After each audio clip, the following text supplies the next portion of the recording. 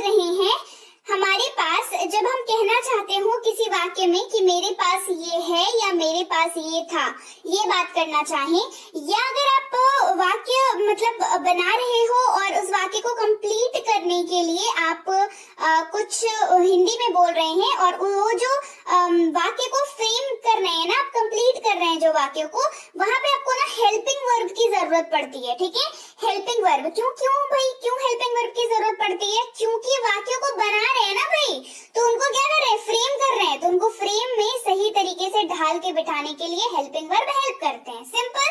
तो आज की क्लास में हम पढ़ेंगे हैज को, हम पढ़ेंगे हैव को, हम पढ़ेंगे हैड को। ये तीनों एच से शुरू होते हैं शब्द, लेकिन तीनों का काम बहुत अलग अलग है। इनफैक्ट अगर मैं कहूँ हैव और हैज तो फिर भी आपको थोड़ा सा सिमिलर जैसा दिख जाएगा, लेकिन हैड जो है वो इन दोनों से अलग है, तो कंफ्यूज आप मत होइएगा। लेकिन कुछ चीजें हैं जो इनमें सिमिलर है और कुछ चीजें हैं जो इनमें डिफरेंट है। तो क्या सिमिलर है, क्या डिफरेंट है, चलिए जानते हैं। सबसे पहले मैं बता दूं आपको, हैव और हैज की हम बात कर रहे हैं।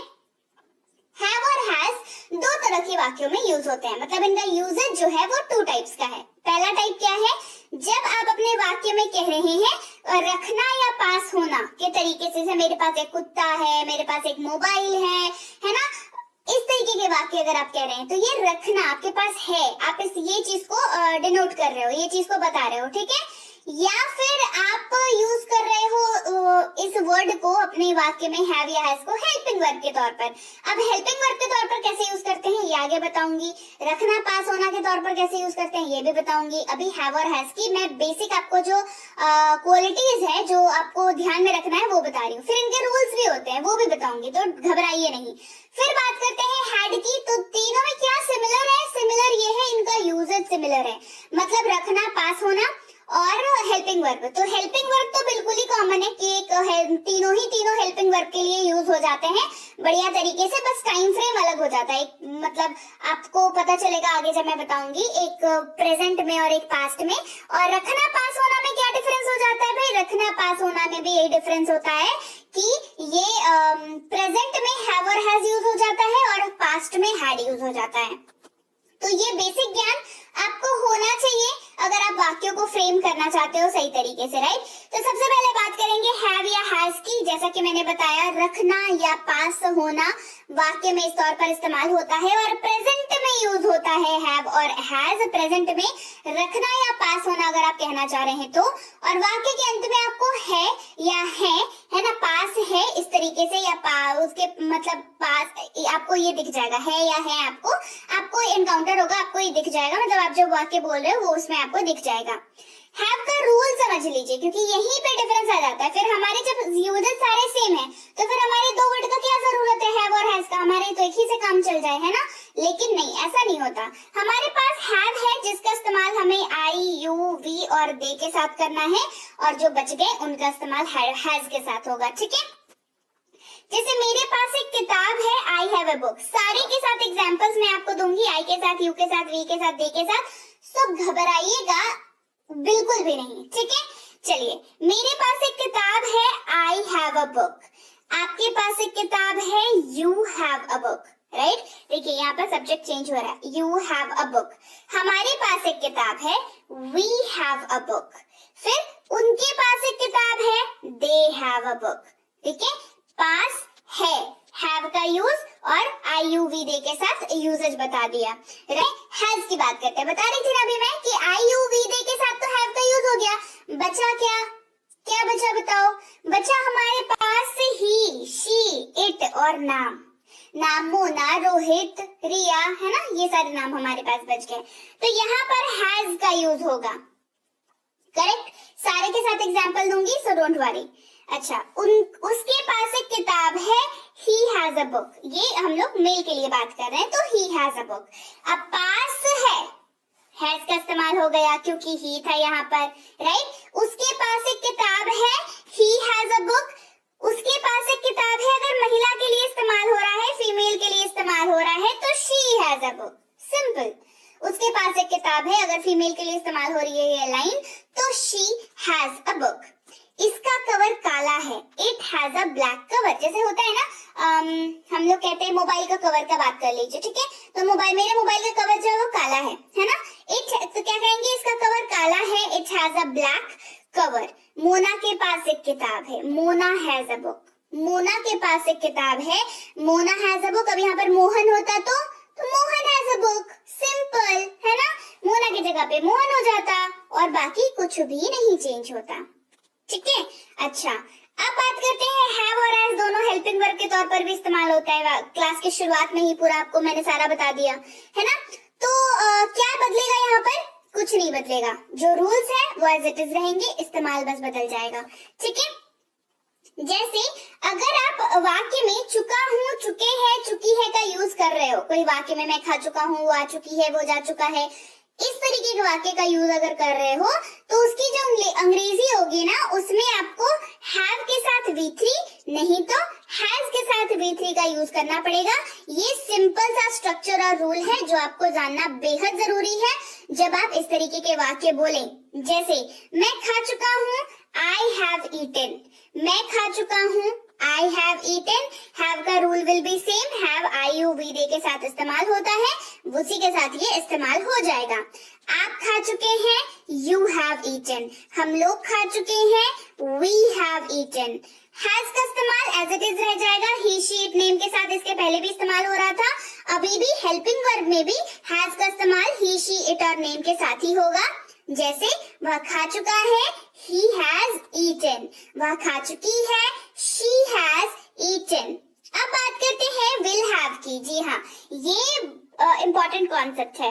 अगर आप वाक्यों में चुका हूँगा, मैं जा चुका हूँगा, वो आ चुकी होगी, अब ऐसे वाक्य भी तो बोलते हैं ना भाई, तो ऐसे वाक्यों में क्या करेंगे? ऐसे वाक्यों में आपको will have का यूज करना है। किसका यूज करना है?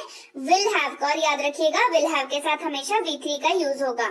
जैसे अगर आप वाक्य में चुका हूँगा, चुके होंगे, चुकी होगी का यूज कर रहे हो तो will have प्लस V3 का स्ट्रक्चर बनेगा। ये स्ट्रक्चर पे काम होगा और V3 यूज होगा will have के साथ हमेशा, इसको याद रखना, ठीक है। will have के साथ मतलब V3 का यूज करेंगे। मैं खा चुका हूँगा, I will have eaten। मैं खा चुका हूँगा, I will have eaten।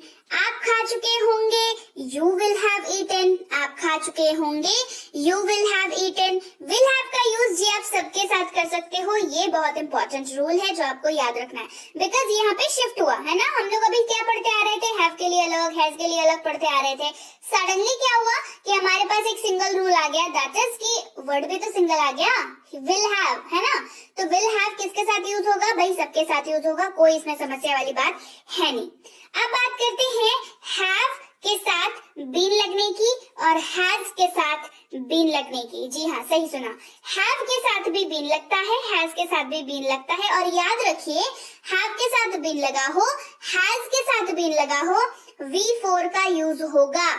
कैसे वाक्य होते हैं समझना बेहद जरूरी है। ता आ रहा हूँ, ते आ रहे हैं, ती आ रही है। ये अगर आप वाक्य में हिंदी वाले में यूज कर रहे हो तो हैव बीन नहीं तो हैज बीन का प्रयोग करेंगे इंग्लिश में वाक्य को ट्रांसलेट करते वक्त। हैव बीन का use rule will be same, IUVD के साथ यूज होगा क्योंकि हैव लगा है, समझो बात को, है ना।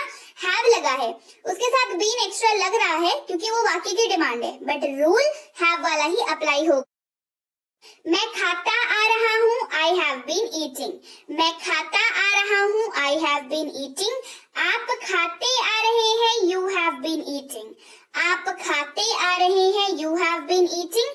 has been की बात करें तो अगेन has का रूल अप्लाई होगा जो कि कहता है he, she, it और किसी भी नाम के साथ ये यूज होता है। तो has been भी क्या होगा? इसी के साथ यूज हो जाएगा।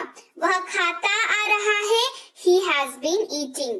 वह खाता आ रहा है, he has been eating। वह खाती आ रही है, she has been eating। वह खाती आ रही है, she has been eating। अब बात करते हैं had की, कि मैंने शुरुआत में क्या बोला, have has को एक साथ बताया, फिर मैंने आपको had बताया, राइट।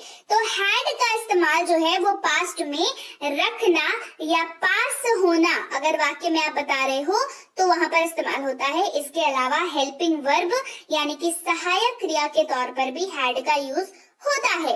उदाहरण देखेंगे।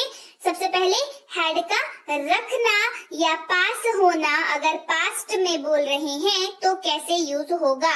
उसके पहले रूल समझ लीजिए, बिकॉज ये थोड़ा डिफरेंट है पहले हैव और हैज से। दैट इज हैड सबके साथ यूज होता है। सबके साथ मतलब जितना भी सब्जेक्ट मैटर है, I you we they he she it और किसी भी नाम के साथ हैड जो है बढ़िया तरीके से यूज हो जाता है। मेरे पास एक कार था, आई हैड अ कार। आपके पास एक कार था, यू हैड अ कार। हमारे पास एक कार था, वी हैड अ कार।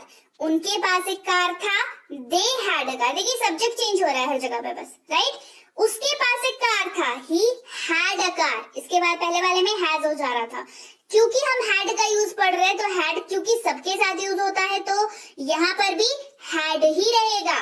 उसके पास एक कार था, he had a car. He male के लिए यूज हो रहा है, ठीक है। उसके पास एक कार था, शी हैड अ कार। अगर ये वाक्य किसी फीमेल के लिए आप बोल रहे हो तो। मोहन के पास एक कार था, Mohan had a car. Mohan के पास एक कार था, Mohan had a car. Mona के पास एक कार था, Mona had a car. Simple, सबके साथ यूज बता दिया। अब समझते हैं हैड का यूज हेल्पिंग वर्ब के तौर पर, यानी कि वाक्य को बनाने में मदद करने वाले शब्द का रोल जब हैड प्ले करेगा उसके तौर पर। तो हैड प्लस V3 का यूज होगा। ये वाला याद रखना बेहद इंपॉर्टेंट है। वाक्य में क्या दिखेगा, चुका था, चुके थे, चुकी थी, ये दिखेगा आपको हिंदी वाले वाक्य में। तो इंग्लिश ट्रांसलेट करते वक्त हैड प्लस V3 का यूज करेंगे। मैं खा चुका था, आई हैड ईटन, हैड और ईट का V3 eaten, I had eaten. आप खा चुके थे, यू हैड ईटन। हम लोग खा चुके थे, वी हैड ईटन। वे लोग खा चुके थे, दे हैड ईटन। वह खा चुका था, ही हैड ईटन। वह खा चुकी थी, शी हैड ईटन। मोहन खा चुका था, मोहन हैड ईटन। मोना खा चुकी थी, मोना हैड ईटन। तो हमने क्या सीखा, हैड का रूल जब हेल्पिंग, हैड का यूज जब हेल्पिंग वर्ब के तौर पर भी हो रहा है तो सबके साथ यूज हो रहा है, ठीक है। अभी बात करेंगे हैड बीन की। तो हैड बीन जो है, हैड के साथ क्या लगा भाई, एक्स्ट्रा में बीन लगा, V4 इसके साथ यूज होगा। वाक्य में दिखेगा ता आ रहा था, ते आ रहे थे, ती आ रही थी। रूल क्या रहेगा, रूल सेम रहेगा। मैं खाता आ रहा था, आई हैड बीन ईटिंग। आप खाते आ रहे थे, यू हैड बीन ईटिंग। वह खाता आ रहा था, ही हैड बीन ईटिंग।